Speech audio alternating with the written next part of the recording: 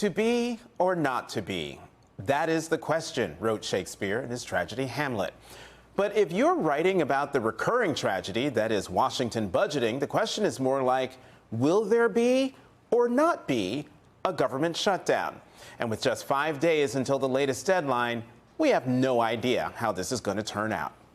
Yesterday, House Speaker Mike Johnson released the text of a continuing resolution that would fund the government through September. The CR would boost defense spending by $6 billion while reducing other programs by $13 billion. Under normal circumstances, with a 218-215 Republican majority, Speaker Johnson can only lose one vote and still pass legislation. But two lawmakers, Congressman Thomas Massie of Kentucky and Congressman Tony Gonzalez of Texas, have said they will vote no on the CR. That leaves Speaker Johnson in a real pickle, as he already would need all of his members present in the chamber to vote for the legislation. That is, unless he can get House Democrats to vote for it. And they've made it crystal clear they won't be bailing him out this time. In a statement yesterday, Democratic leaders attacked the CR, warning that it, quote, recklessly cuts health care, nutritional assistance, and $23 billion in veterans benefits. Today, Congresswoman Rosa DeLauro, the top Democrat on the Appropriations Committee, slammed the CR for taking away lawmakers' constitutionally granted power of the purse. It's a blank check to Elon Musk and to President Trump, and it allows them what I call this is stealing. This is stealing taxpayers' dollars that were intended to go to American families and to businesses. Speaker Johnson is likely to bring the CR to the floor on Tuesday, and it will be an early test of Democrats' resolve. But President Trump could soon face pushback from his own party over the economy. In an interview with Fox today, Trump refused to rule out the possibility of a recession. I hate to predict things like that. There is a period of transition because what we're doing is very big. We're bringing wealth back to America. That's a big thing. And there are always periods of, it takes a little time. It takes a little time. Trump's prediction raises the stakes in Washington this week, with billions of dollars in federal assistance on the line. We know Republicans aren't trying to strengthen the American safety net, but the real question on Capitol Hill this week will be this: are Democrats willing to shut down the government to save it?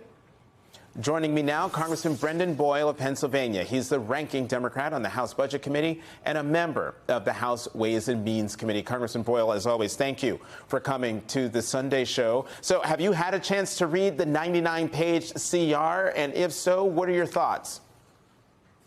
Well, first, just to set the stage for this, I want to make it clear that Republicans control the House, Republicans control the Senate, and they, of course, control the White House.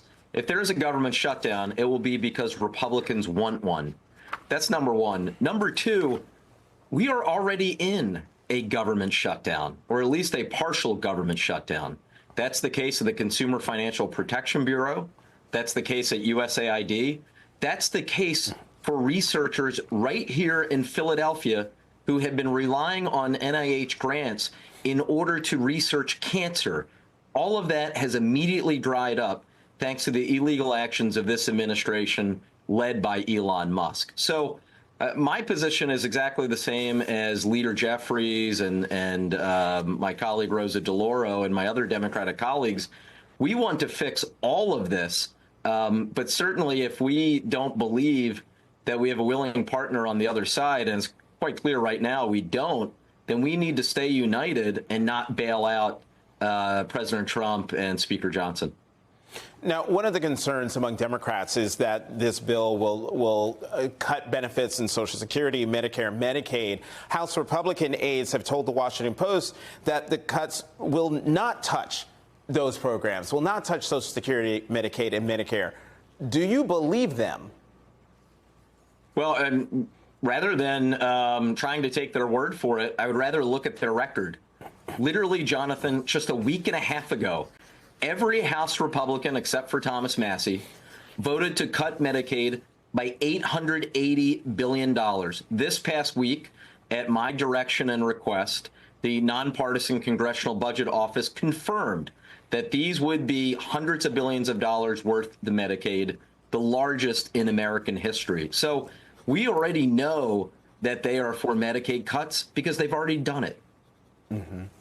Congressman, another Democratic concern was articulated today by Senator Elissa Slotkin on Meet the Press today. Listen to it, and we'll talk about it on the other side. Everyone knows Congress has the power of the purse. So until I see some assurances that whatever we pass next week is going to ensure that the money is spent the way Congress intends, I'm going to withhold my vote until I see that. And that's Senator Slotkin from Michigan. Congressman Boyle, isn't that a real concern that no matter what Congress passes in terms of a CR or any budget bill, that the White House isn't going to spend the money in the way that Congress intended? Oh, it's more than a concern. We're already seeing it now. That's what I meant when I said we're in a partial government shutdown.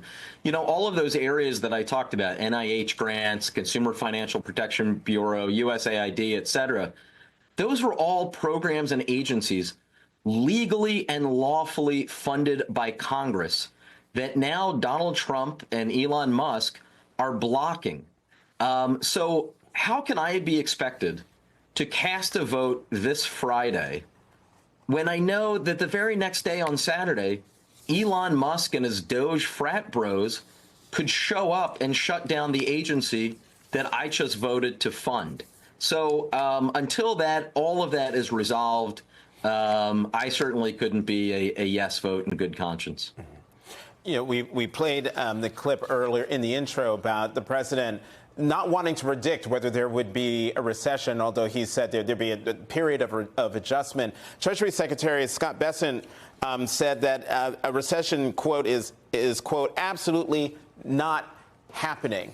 How real are the concerns of a recession, and what do you make of the fact that the president of the United States wouldn't categorically rule one out? Well, I'm confused because isn't this the same person, Donald Trump, who spent so much time in my state 6 months ago saying he was going to fix it and fix it, quote, on day one? And now all of a sudden he's not guaranteeing that there won't be a recession. You know, the reality is, as the data from the Atlanta Fed recently showed, the Trump slump has already begun. And it is not a natural slowdown in the business cycle. It is entirely because of Trump's destructive policies. The tariffs that he is putting on place for goods that come from Canada, Mexico, and China, they are incredibly inflationary. The job losses that we're seeing in the federal government are having a real effect, including on real estate values in certain areas.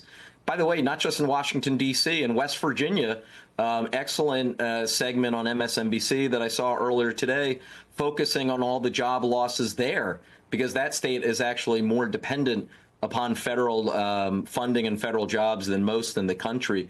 So the reality is the Trump slump has begun.